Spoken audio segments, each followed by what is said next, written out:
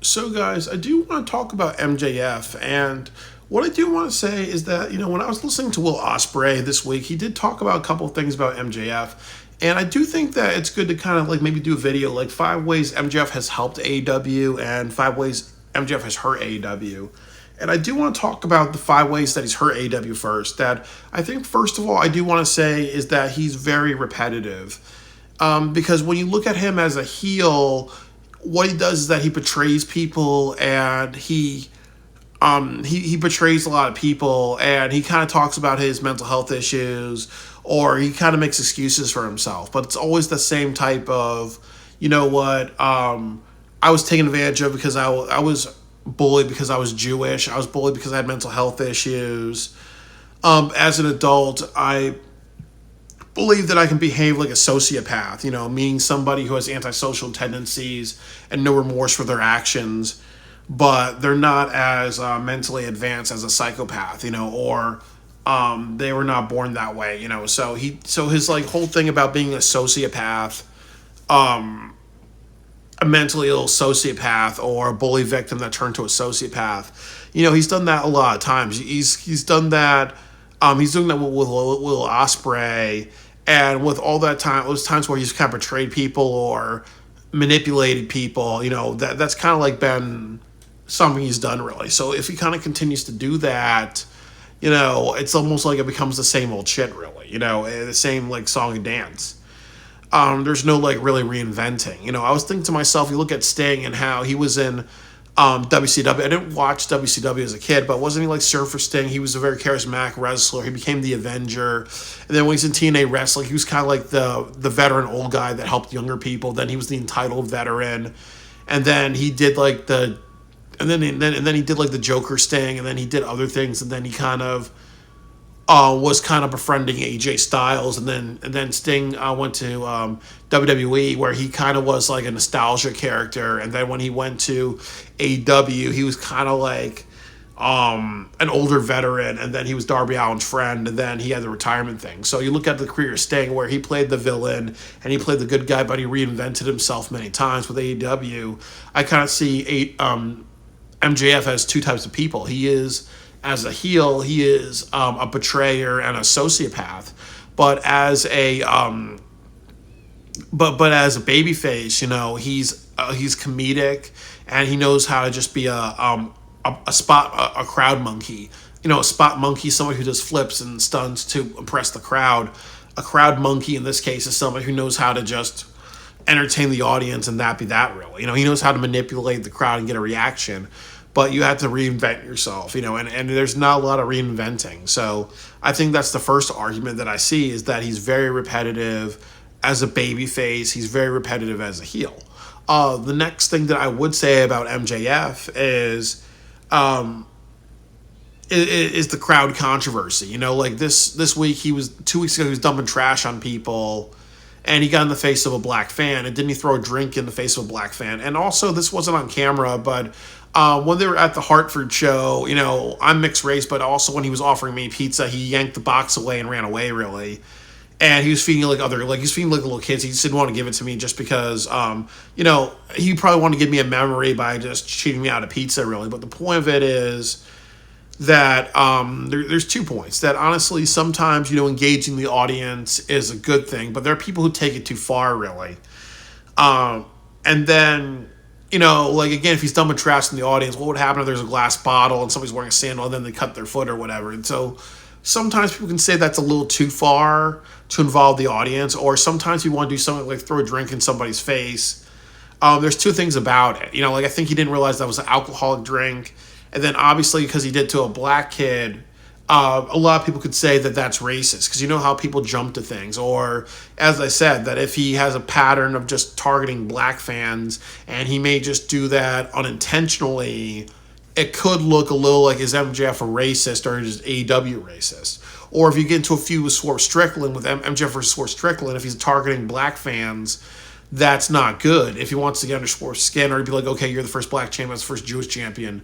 So you have to be a little careful with how you kind of play him interacting with the audience. And I think sometimes, with people being more sensitive nowadays, he can say, you know what, I gave you a memory, and that's true. He gave me a memory, but sometimes people may be a little too sensitive to that. And I do understand that I'm more for MJF in this case because obviously people can't be super sensitive. You know, if a wrestler is giving me a hard time because they are a heel, that's what they're supposed to do. You know, I'm planning to go to the South Dakota show and hold up a sign saying my 49th state because I'm going to visit all 50 states.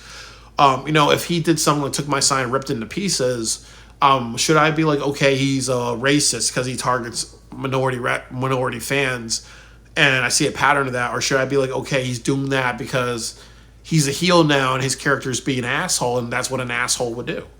You know, so is that thing too of, you know, when he engages with the crowd, you know, that could be a situation that could put bad publicity on AEW, and it's definitely done that sometimes, but it also could be a kind of a not really understanding that maybe the way it is with our culture that some people that may be just cringe for some people, you know. So I do think that he has to be mindful of sensibilities, and sometimes you have to do that even if you're right in the way that sensibilities should be challenged, because still, like, you know, it's about business first and everything like that.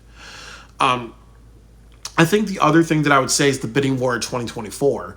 And the thing about that really is that, you know, obviously if you're talking about going to another company or making Tony Khan feel uncomfortable because you're talking about Hunter and other people, it's two things. It gets old, but it's also having a mentality of, I don't want to be here, or WWE is the better company because they've been around since the 50s, I believe.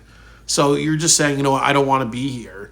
And that's not a good mentality to have, really, because obviously that encourages other wrestlers to be like, okay, well, AEW is really a developmental place. You go there for a couple of years, and then you have some championships and some popularity, and then you go to WWE, and that's that, really. And maybe it allows you to skip NXT, or you go to NXT and do whatever, really. But if you're always kind of shitting on AEW, that's not good. The fourth thing is the dumb comedy, because obviously when he was with Adam Cole and he was doing the gyrating and the dance offs and other things like that, that people didn't really like that, because I think it may pop some people, but it really added to that AEW was not trying to be, their goal was to be sports based, the goal was to be competitive, high endurance matches, more of a Japanese style. But when you do crap like this, you know, it really is not the identity of AEW, and I think that's why some people got turned off, is that it's really just the dumb comedy type of thing, really, you know. So I think that another issue is, like as Jim Cornette said, at World's End, you were supposed to have a serious match between MJF and Samoa Joe, and who's the devil, really, and is it Adam Cole or someone who's betraying MJF, and who's been assaulting his friend Adam Cole and a few other people, you know.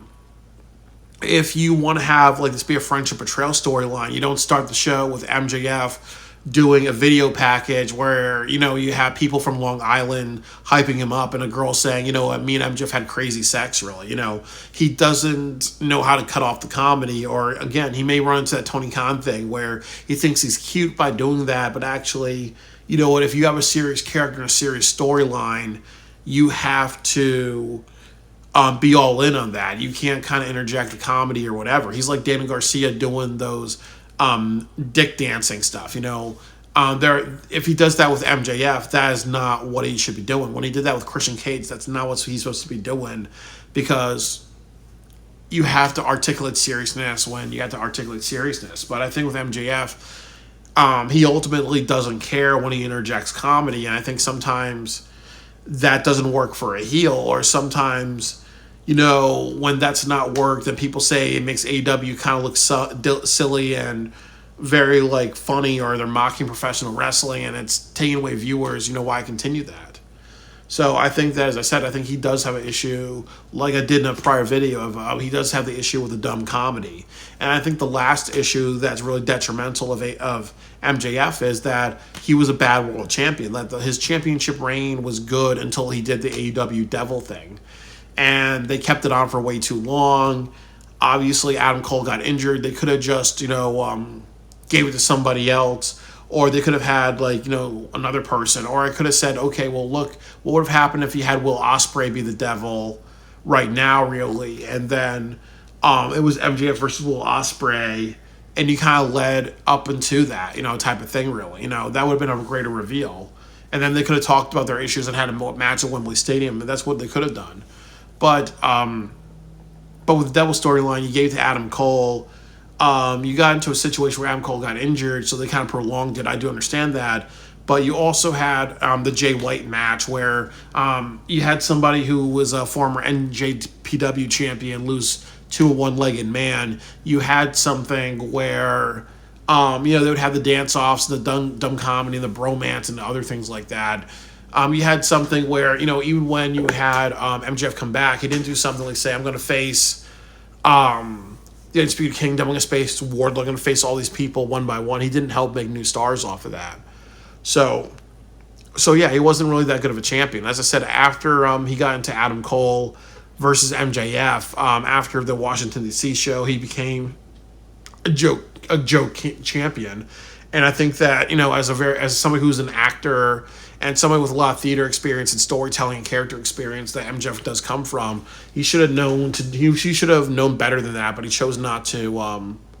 He chose not to advocate. He kind of went with the dumb bullshit, and those are really 5 reasons why he was detrimental. I think the 5 reasons why he's positive is that I'm not sure what's going on with AEW, but they're kind of doing their characters a little bit better. So I always think that MJF could be a really great manager or talent manager or other things like that. So he has a lot to kind of help other people become better performers. And if you're paying $50 million, I would expect him to do that stuff, just to be like, okay, you know what, you have like the women's division where there's really no characters or people building themselves upwards. What would happen if MJF talked to the women wrestlers and said, okay, well, this is how I do things, this is how you should do things, put in your own spin. What if we base something on your life? Or what if we took an old storyline from WWE or another place and we kind of reinvented it, or TNA or another promotion? Like, he has the ability to help others a lot, really, to become better. The other thing that I like is that he knows how to put over his opponents. Like, he put over Hechicero.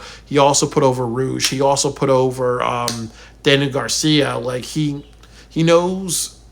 really knows how to elevate others, even if he's being a heel or doing the beatdown or winning the matches, really. So I appreciate that because, again, that's what wrestling has to be about. You have to elevate everybody. If you have 20 wrestlers on a roster that people want to see, like in the Attitude Era, that's good. But if you have something like in TNA wrestling where you're not elevating others, eventually, it doesn't become must-see television. I think the other thing that I would say is that he really is their best four pillar because Yahweh's done a lot of these great things.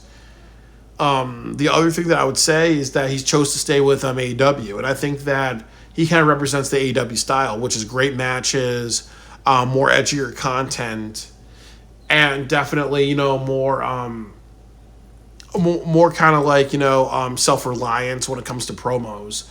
And he's kind of mastered all those things, really. And then opportunities and ventures outside of AEW, where WWE would be like, okay, you do that, I got to have a cut of your money. If he becomes like a movie producer and he produces movies, if he produces superhero films and he's making hundreds of millions or even billions of dollars, Tony Khan would be like, okay, I made you popular, I need a cut of that. Vince would do that. But there is a sense of him representing what AEW is about, like more freedom to a wrestler, and just, being a very anti what Vince represented, which was like exploitation of people. The next thing about MJF that I like is his matches, because he has great matches, and he's also part of that style of he doesn't need to go out there and he doesn't need to kind of do like hardcore spots every single week, or he doesn't need to do table spots every single week, or he doesn't need to go in the audience every single week, or he doesn't need to kind of like do Dave Meltzer types of matches, all the time, just with that once in a while, really, to save his body, really. So he's kind of also represented, that character is more important than matches, and that's good because the problem is if you do too much character, you become Tony Storm. But if you do too many hardcore matches or crazy spots, you become like Darby Allin, or you become like I would say like Will Ospreay without what he's doing with his promos. Like Will Ospreay's great with his promos, but if he didn't have the promo stuff, he would be another Dave Meltzer type of wrestler, really. So he's kind of like but really, Ospreay's done a hell of a job, really, and I'm very proud of Ospreay.